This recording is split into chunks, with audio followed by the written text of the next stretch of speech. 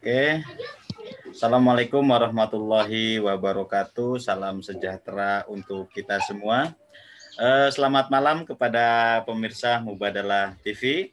Malam hari ini kita akan ketemu lagi di situasi yang sedang ramai-ramainya bencana, situasi yang ada di bencana di mana-mana, banjir, juga longsor, juga saat-saat ini curah hujan sangat tinggi. Di Jawa Barat misalnya, di Indramayu, di Subang, di Jawa Tengahnya, di Semarang, juga Jawa Timurnya ada ya berbagai daerah sedang mengalami banjir akibat curah hujan lebih tinggi. Nah, pada kesempatan hari ini, kenapa sih ini sebetulnya banyak bencana alam terjadi? Apa yang melatar belakanginya? Apakah ini sekedar musibah belaka atau ada relasi yang timpang selama ini antara manusia dengan alam? Nah, untuk menjawab pertanyaan ini sudah hadir di tengah-tengah kita bintang tamu. Bintang tamu. Ini dari Tulung Agung, dari mana, Mbak? Aslinya. Halo Mbak Utami. Ya, aslinya dari Tulung Agung ya Mbak ya. Ya, bintang tamu yang luar biasa, kontributor Mubadalah ID yang sudah menulis membaca ulang relasi manusia dengan alam dengan tema hari ini, kita talk show ini. Dan Mbak Utami Rizka Hidayat Utami ya Mbak. Kalau Umami, sorry. Nama penanya Rizka Umami. Nah, Mbak Rizka Umami ini saya sedikit membacakan kurikulum vitae-nya. Tadi dulu ya. Mbak Rizka. Beliau adalah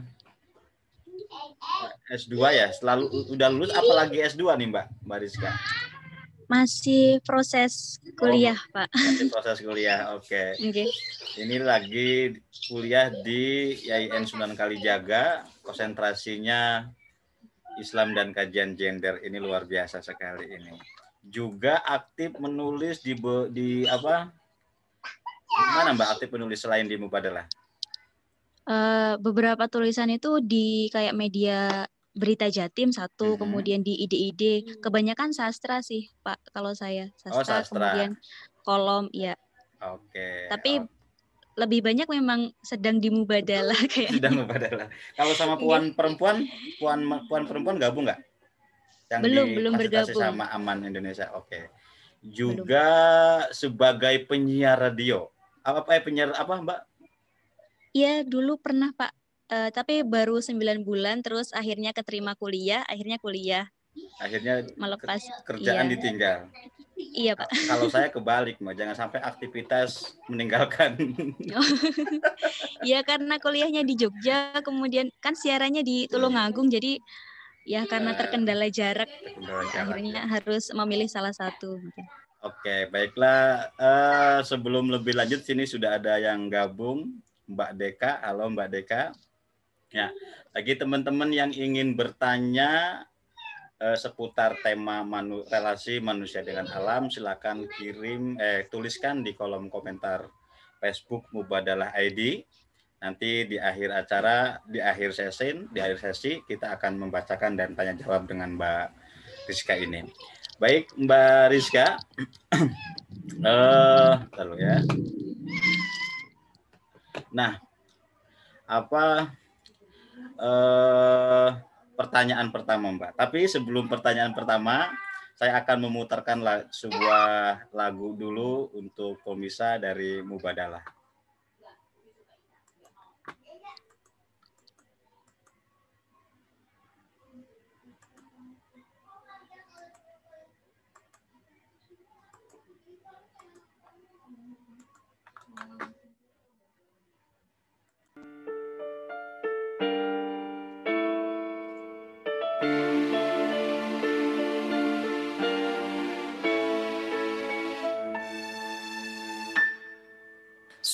Salatullah, salamullah ala taha Rasulillah, salatullah, salamullah ala Yasin Habibillah. Salatullah, salamullah ala Taha Rasulillah. Salatullah, salamullah ala Yasin Habibillah. Jaga hati, jaga relasi, jangan kau norai, jangan khianati. Jaga istri, jaga suami, jangan kau sakiti, jangan tak peduli. Bila hati sudah bersih, penuh cinta, buang benci, saling sayang, saling setia, lalu saling melayani. Jaga keluarga, jaga tetangga, jangan bikin susah atau sengsara. Jaga bangsa, jaga semesta, jalin kasih, pupuk cinta. Salatullah, salamullah ala Taha Rasulillah. Salatullah, salamullah ala Yasin Habibillah.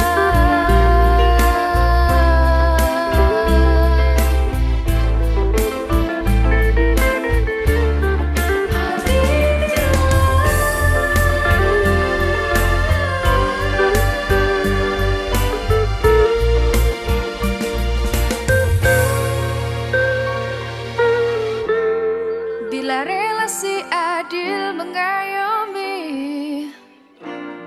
mudah sinergi, tidak hierarki, kerjasama saling jaga, tua menyayangi, mudah menghormati.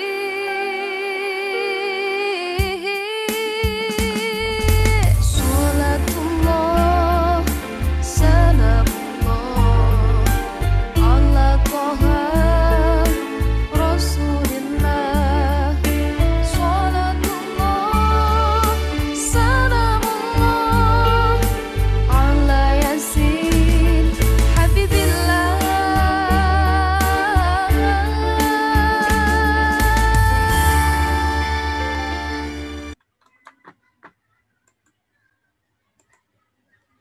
Halo Mbak Rizka.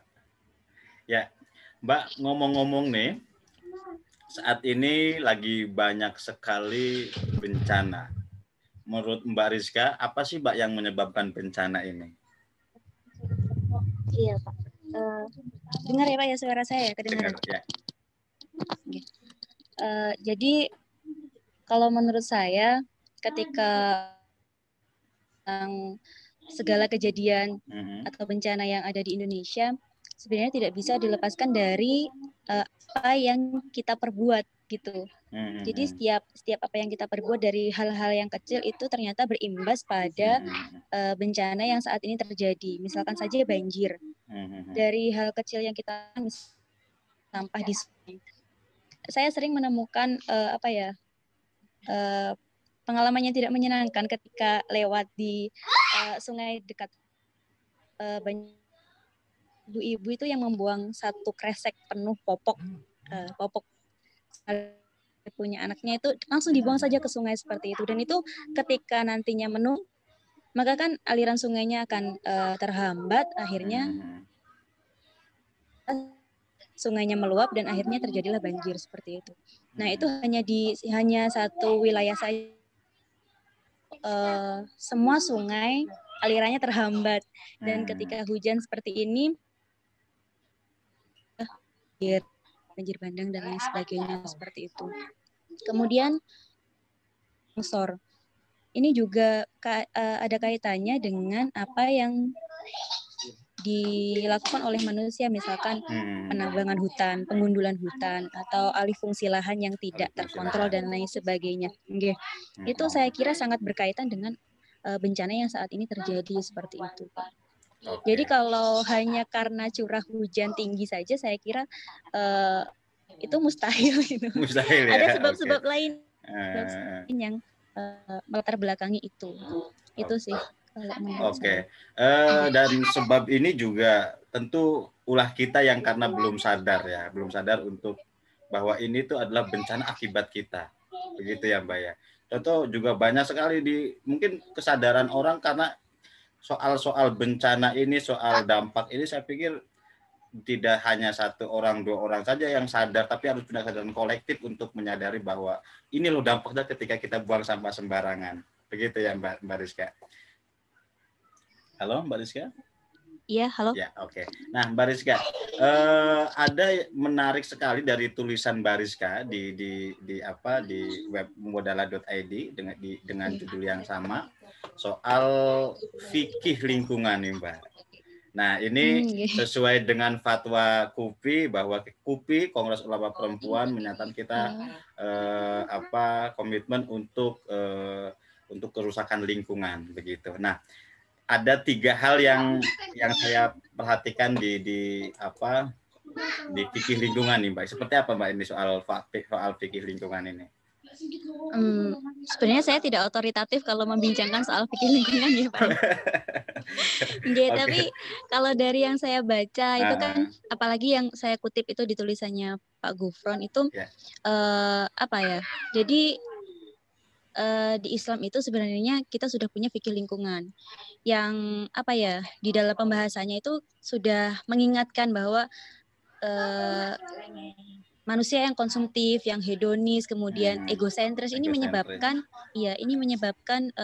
kita jauh dari lingkungan kita sendiri gitu. Kita menganggap bahwa manusia itu super di atas alam gitu. Jadi kita bisa bebas berbuat apa saja demi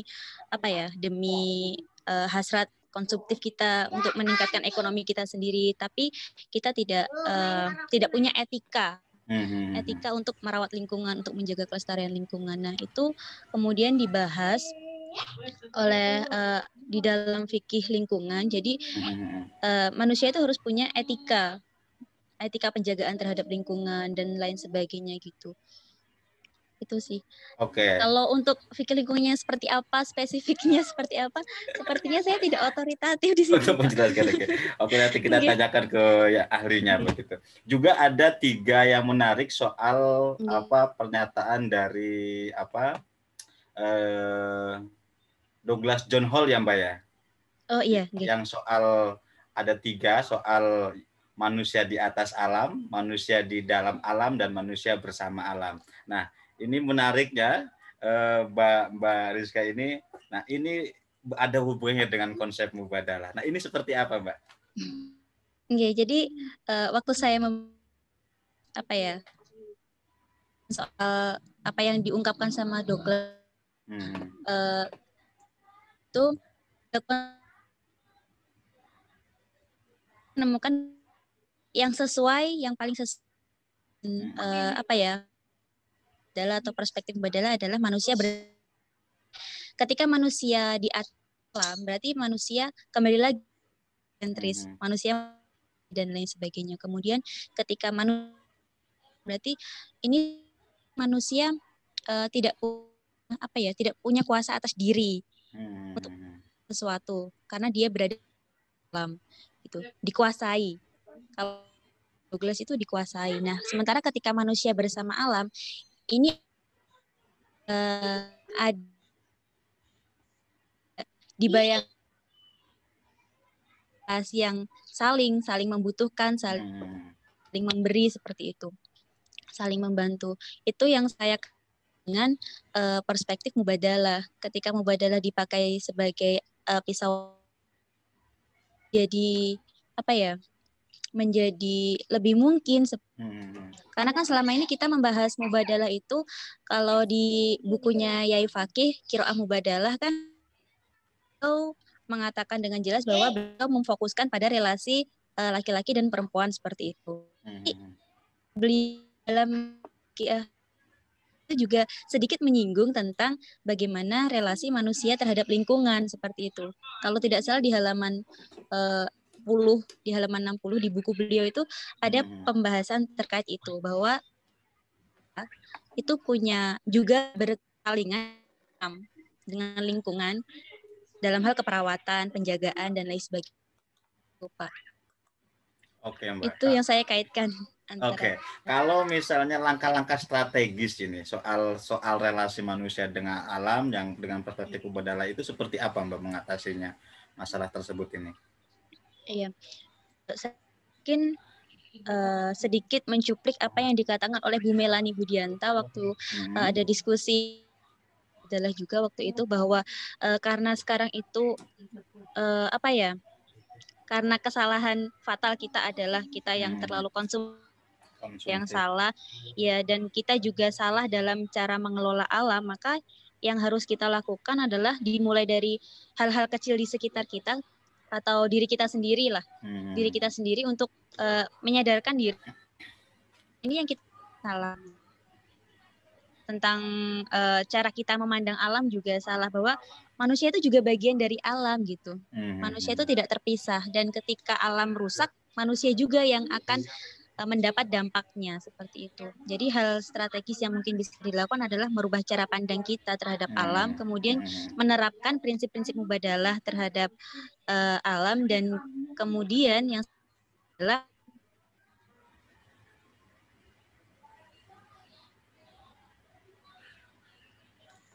Halo, Mbak Rizky. Iya, Pak. Ya, bisa diulangi, Mbak. Tadi kayaknya jaringannya kurang bagus ya. Ya. Jadi kita lakukan selain membuang sampahnya, mungkin tidak membuang sampah ke sungai, tidak tidak menumpuk sampah, tidak terlalu over plastik penggunaannya gitu.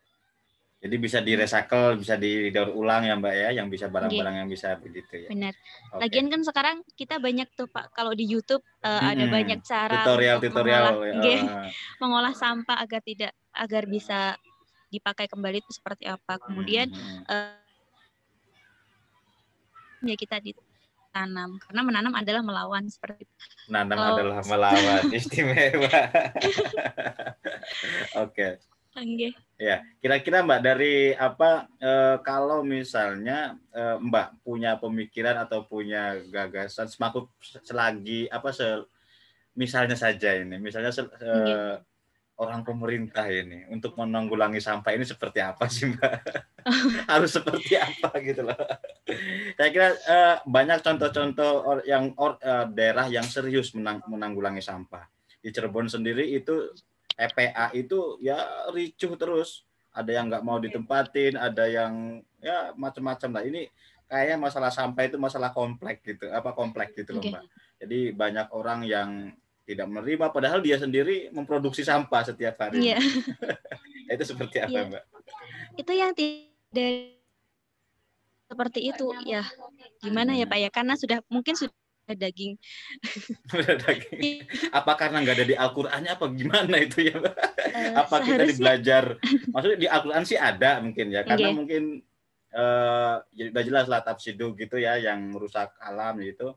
Nah, apakah ini problem kita mengajari kepada anak-anak kita, generasi kita tidak disinggung soal bagaimana cara membuang sampah, bagaimana bahkan slogan an-nadzafatu minal iman saja itu ada di tempat sampah atau di mana-mana ada sampahnya begitu. Nah, itu menurut Mbak Rizka seperti apa fenomena sekarang ini? Iya, jadi saya kira kerjasama itu kan juga dalam bentuk kesalingan. Jadi kerjasama itu tidak perseorangan, tapi dari stakeholder, dari pemerintah sendiri juga perlu turun tangan gitu untuk menanggulangi persoalan sampah misalkan. di beberapa daerah mungkin sudah menerapkan tentang apa ya, tidak menggunakan plastik. Mungkin seperti itu. Tapi kan ada di daerah lain masih seperti itu gitu. Kemudian kesadaran masyarakat sendiri juga masih sudah saya akui gitu. Jadi apa ya, perlu kerjasama dari seluruh pihak untuk bisa menanggulangi masalah sampah. Karena kalau masyarakat apa ya, hanya bergantung kepada pemerintah untuk menyelesaikan persoalan sampah, itu juga tidak mungkin karena buktinya sampai sekarang juga belum selesai. Jadi harus ada kesadaran itu. Bagaimana setiap hari kita meminimalisir untuk menggunakan plastik sekali pakai. Jadi kita bawa kantong sendiri untuk ke pasar misalkan seperti itu. Kita membuat apa ya, kayak tempat pembuangan sendiri di rumah atau menimbun sampah sendiri di rumah kalau memang ada lahan seperti itu. Oke. Nah, selain sampah nih Mbak, tadi kan kita udah bahas soal sampah dan mengajak kepada teman-teman yuk kita kurangi limbah plastik, limbah yang sampah. Nah, ini soal hulunya, soal deportasi segala macam alih lahan yang terus menerus sehingga terjadi longsor, terjadi banjir bandang. Nah, itu seperti apa menurut pandangan Mbak Rizka, relasi manusianya yang ada di hulunya? Seperti apa, Pak? Soal deportasi lahan, soal banjir bandang, soal penggundulan hutan, itu seperti apa, Mbak? Yeah. Nah, itu kalau bagaimana pemerintah Indonesia sebenarnya sudah menyetujui tentang tentang kesepakatan Paris soal perubahan iklim. Seharusnya ketika kesepakatan itu disepakati oleh Indonesia juga disetujui oleh Indonesia, berarti kan pemerintah punya tanggung jawab untuk bisa mengurangi emisi karbon. Kemudian menggunakan energi terbarukan. Sementara itu sekarang yang saya baca di berita-berita justru PLTU masih menggunakan batu bara dan lain sebagainya. Nah, itu sangat bertentangan, saya kira sangat bertentangan dengan kesepakatan Paris yang disetujui oleh pemerintah Indonesia sendiri. Padahal waktu itu Pak Jokowi juga mengutus salah satu perwakilan dari Indonesia untuk menyetujui itu gitu. Itu sih Pak. Kemudian soal deforestasi lahan, kemudian alih fungsi lahan itu saya baca ngabai sebenarnya bahwa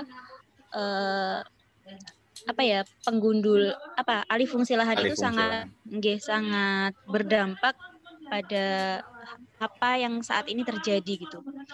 Kalimantan, beberapa wilayah di Kalimantan yang sebelumnya tidak pernah kebanjiran akhirnya kebanjiran gitu. Itu kan juga akibat dari alih fungsi lahan yang tidak terkontrol gitu. Eksploitasi. Kemudian juga penebangan hutan sih memang boleh dilakukan dan sah-sah saja legal dilakukan, tapi ketika penggundulan atau penebangan hutan itu tidak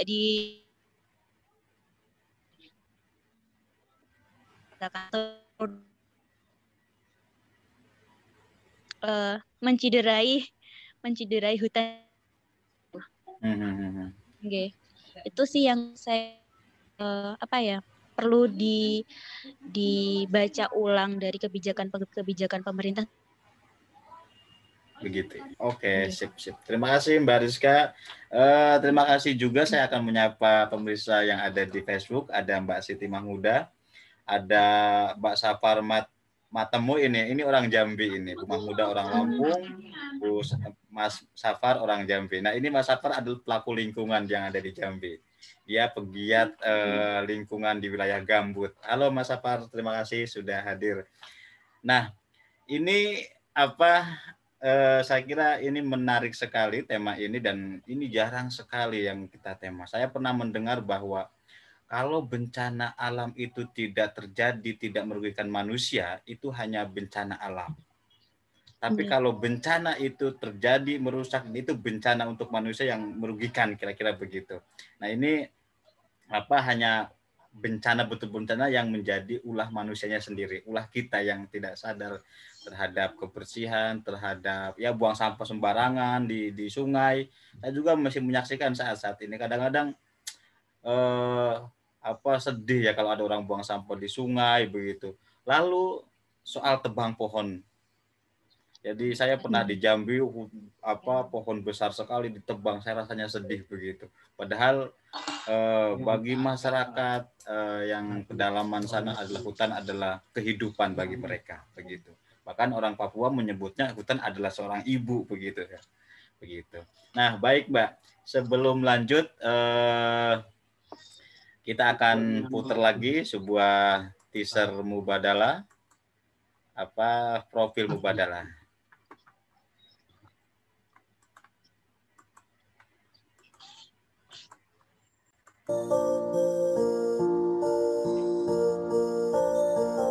Mubadalah adalah media Islam dan gender yang membahas isu-isu kesalingan antara individu atau kelompok.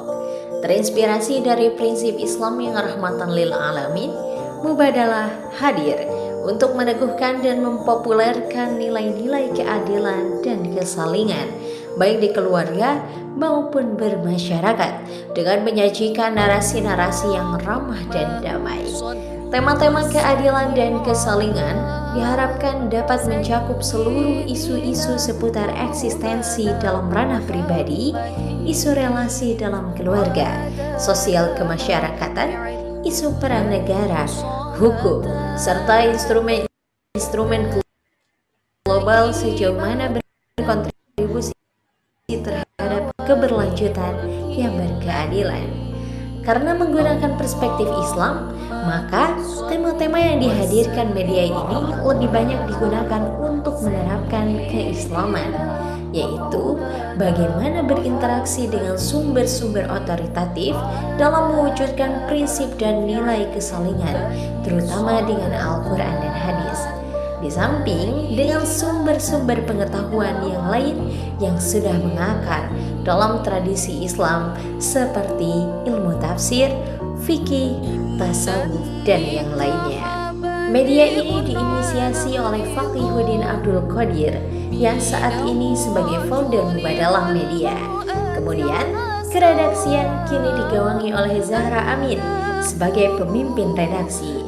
Ada Fatihah Yuliana sebagai staf media sosial, juga Abdullah sebagai videografer, serta Nurul Bahrul Ulum dan Tia Istiana sebagai konten kreator, Mimin Mukminah dan Mumu Mustafa sebagai manajerial, dan Zainal Fanani sebagai staf IT. Saat ini Mubadalah Media secara kelembagaan berada di bawah naungan Yayasan Fahmina. Mubadalah Media juga terbuka untuk berkolaborasi dengan lembaga-lembaga lain yang memiliki kesamaan visi.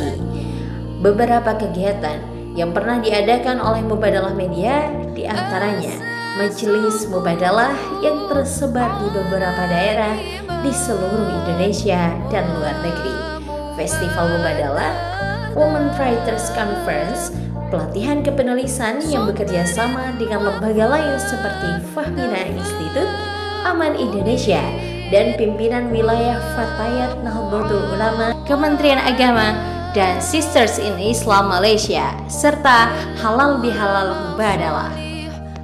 Mubadalah Media secara resmi mengalami perubahan dari mubadalahnews.com menjadi Mubadalah ID pada tanggal 1 Agustus tahun 2020. Dengan perubahan nama tersebut, praktis mengubah semua nama akun di semua platform media sosial Mubadalah.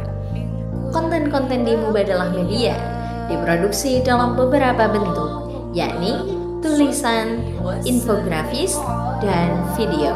Selain diproduksi oleh tim redaksi Mubadalah, konten-konten di Mubadalah Media termasuk kiriman dari para kontributor. Semua konten Mubadalah Media bisa Anda kunjungi di website mubadalah.id, juga bisa diikuti di berbagai platform media sosial seperti Facebook mubadalah.id, Instagram @mubadalah.id, Twitter @mubadalah_id, dan YouTube channel Mubadalah ID. Oleh karena itu, bersama Mubadalah ID, inspirasi keadilan relasi.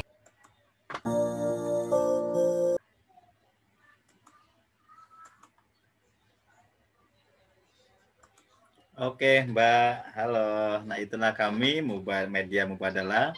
Ada website, ada YouTube, ada Instagram, ada Facebook. Silakan kunjungi.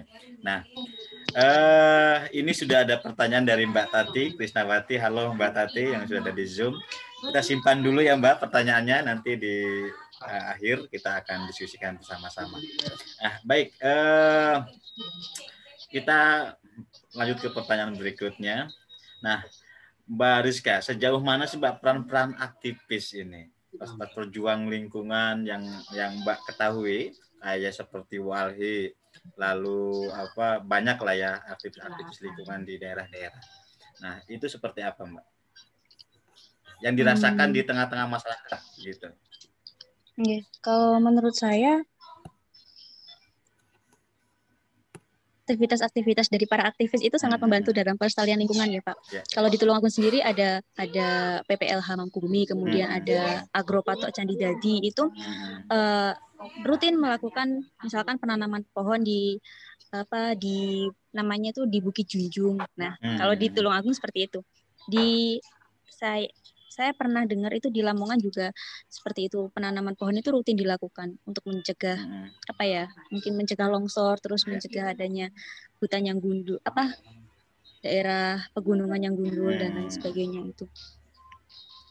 Tapi mungkin aktivitas harus didukung juga oleh stakeholdernya di daerah masing-masing, kemudian juga generasi penerus yang bisa melanjutkan perjuangan-perjuangan para aktivis di daerahnya masing-masing, seperti itu sih Pak. Ya, oke. Mungkin itu. Ya. Nah, di Cirebon sendiri ada salah satu yayasan jaringan kami namanya Sekolah Alam Bangsa Kerta. Ini menarik sekali, dia mengajak anak muda untuk peduli dengan lingkungannya. Dia bergerak dari desa, dari tempat tinggalnya untuk menanam pohon, membersihkan tempat-tempat sampah sehingga lingkungannya sehat, bersih, dan juga memberdayakan anak-anak yang putus sekolah. Juga di Solo saya pernah bekerja bersama-sama dengan LPTP Solo, Jakarta. Dia telah menanam menyulap gunung yang gundul lalu jadi hijau, sehingga hasil dari risetnya itu banyak ekosistem yang kembali muncul begitu, sehingga saya kira itu penting untuk kita, relasi kita sama alam itu seperti itu, mengembalikan kembali. Nah, baik, ini ada pertanyaan dari Mbak Tati nih. Nah, ini mohon pencerahannya. Ini apa interpretasi ajaran yang menyebutkan manusia adalah khalifah fil ardh, khalifah di muka bumi, dari perspektif Mubadalah, Mbak. Nilai-nilai patriarki meletakkan laki-laki sebagai pusat pengambilan keputusan, katanya. Apa dampak yang mungkin terjadi terhadap alam jika nilai ini diimplementasikan dalam hubungan manusia dengan alam? Mungkin pertanyaan yang pertama bisa dijawab sama Pak Adul. Oke. Nah, untuk yang kedua itu, untuk yang pertanyaan kedua yang meletakkan soal patriarki yang meletakkan laki-laki sebagai penjaga lingkungan. Saya pernah membaca dan juga belajar sebenarnya. Kalau di ekofeminisme itu kan juga membahas terkait bagaimana relasi perempuan dengan alam, bagaimana bagaimana dominasi laki-laki terhadap perempuan itu meletakkan perempuan jauh dari alam dan sebagainya. Nah, saya kira cara pandang patriarki ini sangat berpengaruh terhadap apa yang saat ini kita alami juga gitu. Ketika saya membahas di salah satu penelitian saya itu bahwa ketimpangan atau apa yang dialami oleh perempuan, baik itu kekerasan, baik itu bias dan lain sebagainya yang dialami perempuan itu berkorelasi atau ada kaitannya dengan apa yang saat ini terjadi di alam, kerusakan alam misalnya. Karena apa? Tugas perempuan, tugas yang seharusnya menjadi tanggung jawab laki-laki dan perempuan ketika hanya dipegang oleh satu pihak, akhirnya yang lain tidak mendapatkan akses, yang lain tidak mendapatkan manfaat, tidak mendapatkan kontrol terhadap alam dan lain sebagainya. Itu akan membuat ketimpangan semakin kentara seperti itu, Pak.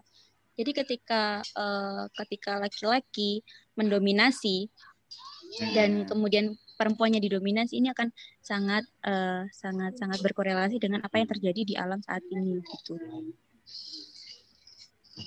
Oke, Mbak. Lalu ini ada pertanyaan juga, menarik sekali soal Mbak Rizka, tulisannya Mbak Rizka mengenai relasi manusia dengan alam. Bagaimana Islam sendiri berperan dan menanggulangi masalah sampah secara spesifik. Tadi kita udah bahas ya, tapi masalah atau masalah ekologi yang sedang kita hadapi sekarang. Mungkin bisa diperjelas lagi seperti apa. Ya, sebenarnya kalau agama dikaitkan dengan penanggulangan sampah, saya juga masih mempelajari itu ya Pak. Maksudnya apa tindak atau laku realnya seperti apa gitu. Kalau di Islam sendiri kan kita mengenal banyak konsep, mulai dari Green Islam, kemudian ada Green Islam, kemudian ada ekospiritualitas, ada ekoteologi dan lain sebagainya. Itu kan konsep-konsep itu sebenarnya kan mengajak kita untuk bisa membaca alam, kemudian melakukan tanggung jawab kita sebagai manusia terhadap alam itu seperti apa, mulai dari laku penjagaan, laku pelestarian, kemudian juga saling membutuhkan antara satu sama lain gitu. Karena kalau melihat alam itu sebagai objek, maka yang terjadi adalah kita mengeksploitasi secara terus-menerus si alam ini gitu. Padahal ketika alam ini menjadi subjek, ya saling membutuhkan, kita saling memberi gitu. Kita saling support kayak gitu. Ibaratnya seperti itu sih, Pak. Iya. Oke.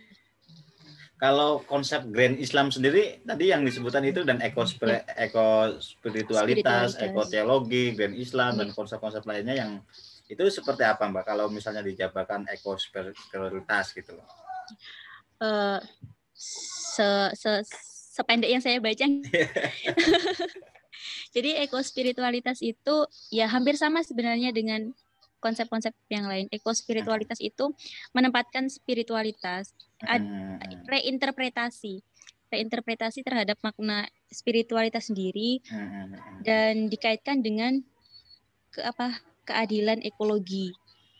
Jadi ada kesadaran di dalam diri manusia ketika dia memiliki spiritualitas seseorang itu berkorelasi dengan kesadaran ekologinya. Ketika spiritualitasnya tinggi, maka kesadaran ekologinya untuk mencapai keadilan ekologis itu juga akan tinggi. Seperti itu. Jadi dia menganggap alam itu sakral. Ketika dia menganggap alam itu sakral, dia akan menghormati alam. Ketika dia menghormati alam, dia akan menjaga alam. Seperti itu. Dia tidak akan menyakiti alam itu. Itu kalau dalam ekospiritualitas. Ini yang banyak terjadi di teman-teman Hindu ya. Misal ada hari Nyepi gitu ya. Sehingga untuk untuk menetralkan alam lah kira-kira begitu. Lalu seperti apa lagi, Mbak? Iya. Green Islam juga hampir sama sepertinya, Pak. Jadi bagaimana Islam ini hadir untuk Islam ini hadir mengajak pengikutnya untuk bisa menanggulangi dampak buruk dari apa yang dilakukan oleh manusia itu sendiri gitu. Jadi mereka mulai ada penghijauan dan lain sebagainya. Nah, saya menarik dengan kajiannya Kang Muiz Ghazali ini soal nyadran. Jadi katanya orang dulu itu tidak sembarangan dia menjeburkan kepala kerbau ke laut, melarung kepala kerbau di laut. Nah, katanya itu adalah konsep mubadalahnya itu di situ. Kita memberikan ngasih makan ikan yang setiap hari diambil sama nelayan. Nah, di setiap tahunnya nelayan melarungkan kepala kerbau untuk ngasih makan ikan, begitu katanya. Itu konsep mubadalah menurut Kang Muiz dengan relasi manusia dengan alam. Itu menarik sekali. Nah, baik Mbak. Tadi bagaimana sih yang seharusnya kita berrelasi dengan alam? Lalu dalam perspektif mubadalah ini. Tadi kita sudah sebutkan ya, tapi mungkin bisa lebih di dalam lagi, Mbak. Saya ingat Saya ingat perkataannya Mbak Mei Jebing. Mei Jebing tentang ini. Perspektif mubadalah itu harus bisa membuka ruang baru untuk dalam rangka membuka percakapan antara manusia dengan spesies lain, gitu, dengan alam juga, dengan ekosistem lain gitu ya, dengan lingkungannya gitu. Jadi, berani tidak nih, waktu itu kan Mbak Mei Jebing bilang berani tidak nih mubadalah membuka ruang baru, tidak hanya relasi antara laki-laki dan perempuan saja, tapi juga relasi antara manusia dengan lingkungannya, dengan alam. Nah, ini nanti akan seperti apa? Seperti itu. Karena kan kalau di buku Qiraah Mubadalah sendiri saya ulang tadi, sebenarnya Pak Yai Fakih itu sudah membahas ada konsep itu, relasi kesalingan antara manusia dengan alam. Cuma memang di dalam buku beliau memfokuskan relasi antara laki-laki dan perempuan saja. Nah, mungkin pada diskusi-diskusi atau pembahasan atau buku selanjutnya akan muncul itu. Dan nanti Mbak Rizka mungkin akan muncul lagi buku. Ya, nanti dibantu Pak Yai Fakih untuk dalil-dalilnya. Oke, ini ada Mbak Eni dari Lampung juga. Selamat gabung Mbak Eni. Terima kasih sudah menyempatkan hadir. Nah, baik Mbak. Ini sudah hampir jam setengah jam 20.12. Kita sudah kira-kira seperti apa Mbak tanggapan Mbak soal masa depan Indonesia yang secara geografis Indonesia dikelilingi dengan cincin bumi atau lempengan bumi dari Sabang sampai ke Ternate begitu, sehingga terjadi gempa bumi atau Gunung Merapi meletus. Nah, kira-kira ini harus seperti apa kita merawat alam ini selaku manusia dengan alam begitu, Mbak. Nah, ini sebenarnya juga yang akan saya pelajari. Ya, jadi saya tertarik dengan konsep-konsep yang muncul dari masyarakat ada dari masyarakat penghayat, kemudian dari agama-agama lain terkait bagaimana cara memperlakukan alam gitu, Pak. Jadi relasi kita dengan alam itu tidak sekadar kita tidak membuang sampah kemudian alam akan selesai gitu, tidak, karena jadi ada pemaknaan khusus dan mungkin yang harus kita pahami dulu agar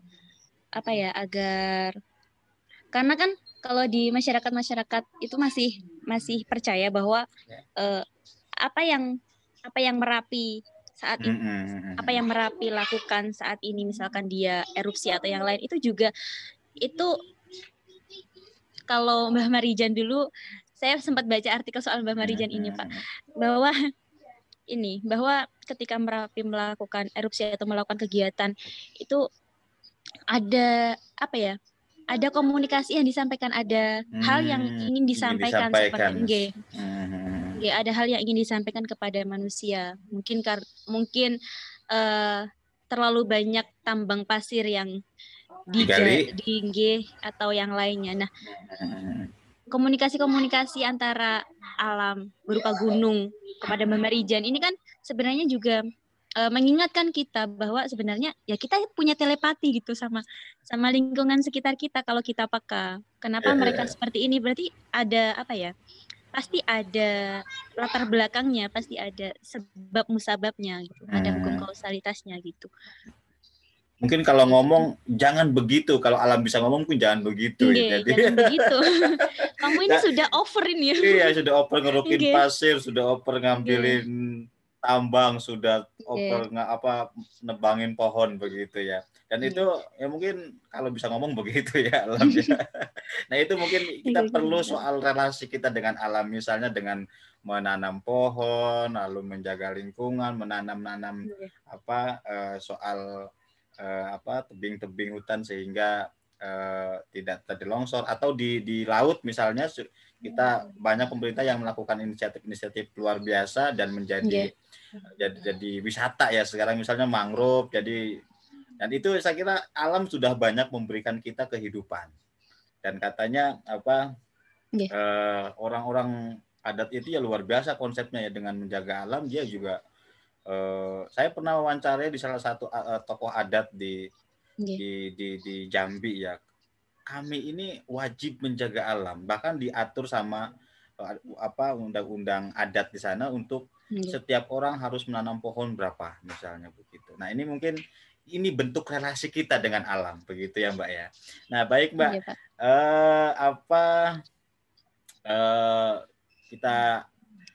soal alam ini bisa di akhir acara ini, karena belum ada pertanyaan yang masuk di Facebook ataupun di link Zoom. Atau Mbak ini mau menambahkan, Mbak ini yang ada di Lampung ini, ketua PRA Lampung ini. Oke, kita banyak komunitas-komunitas yang bergerak di alam. Ada komunitas payungi yang luar biasa di Lampung, juga ada di Kalimantan, perempuan dan lahan dan gambut kalau nggak salah ya. Juga kemarin pesantren yang di Garut itu perempuan-perempuan, justru malah perempuan-perempuan yang menginisiatif untuk soal mengembalikan ekosistem itu. Nah, baik Mbak, sebelum akhir saya mau minta closing statement dulu dari Mbak Rizka. Seperti apa sih Mbak konsep relasi manusia dengan alam ini?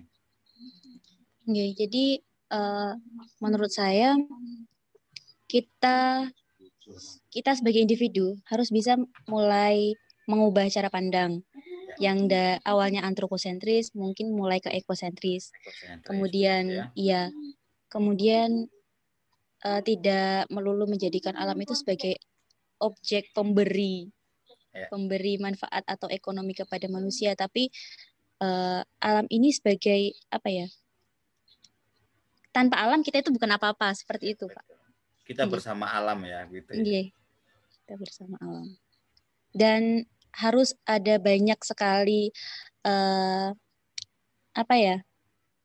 pembahasan atau diskusi tentang relasi antara manusia dan alam. Mungkin juga nanti Bu Nur atau Pak Yayu Fakih akan memfasilitasi untuk mengumpulkan dalil-dalil tentang relasi antara manusia dan alam agar ya mungkin itu sudah sangat banyak di luar sana, tapi kan untuk masyarakat awam sendiri kita kan refleksi ya Pak. Jadi Mubadalah itu kan banyaknya tulisan-tulisan reflektif dari apa yang dialami oleh teman-teman sendiri gitu. Jadi lebih mudah dibaca oleh masyarakat awam seperti itu. Nah, itu yang harus lebih banyak kita lakukan. Oke, baik, terima kasih Mbak Rizka Umami telah hadir di malam hari ini dengan tema relasi manusia dengan alam dengan konsep Mubadalah. Saya tidak akan merangkum perbincangan ini, tapi saya ingin mengambil paragraf terakhir dari tulisan Mbak Rizka Umami di mubadalah.id. Teman-teman silakan bisa melihat tulisannya Mbak Rizka Umami. Perspektif Mubadalah pada perkembangannya nanti juga bisa membantu masyarakat untuk membongkar nalar berpikir yang egosentris tadi. Tidak sekedar dengan mengemukakan dalil-dalil progresif tentang etika lingkungan yang berkeadilan, akan tetapi mengaktualisasikan perannya dalam konservasi. Ini mudah-mudahan ya Mbak ya. Amin. Ini tugas kita untuk bagaimana kita berelasi dengan alam, bagaimana dengan untuk supaya kita tahu Indonesia banyak sekali potensi-potensi bencana begitu ya. Lempeng bumi yang ada dari Sabang sampai Ternate, lalu Merapi dari Aceh sampai banyak bencana, dan mudah-mudahan dengan konsep mubadalah ke depan soal relasi manusia dengan alam, kita bisa terjaga dari bencana-bencana alam di Indonesia. Amin. Baik, begitu saja. Terima kasih semuanya sudah bergabung bersama Mubadalah. Silakan kunjungi Mubadalah media Mubadalah kami, website Mubadalah, YouTube Mubadalah, Instagram, dan Facebook. Nah, jika ingin mengirim tulisan artikel terkait dengan relasi relasi dengan alam misalnya, kirim saja ke info redaksi mubadalah.id@redaksi.com. Kira-kira begitu ya. Baik, dari saya mohon maaf. Wallahul muwaffiq ila aqwamit thoriq. Assalamualaikum warahmatullahi wabarakatuh. Assalamualaikum. Waalaikumsalam Terima kasih Mbak warahmatullahi Eni.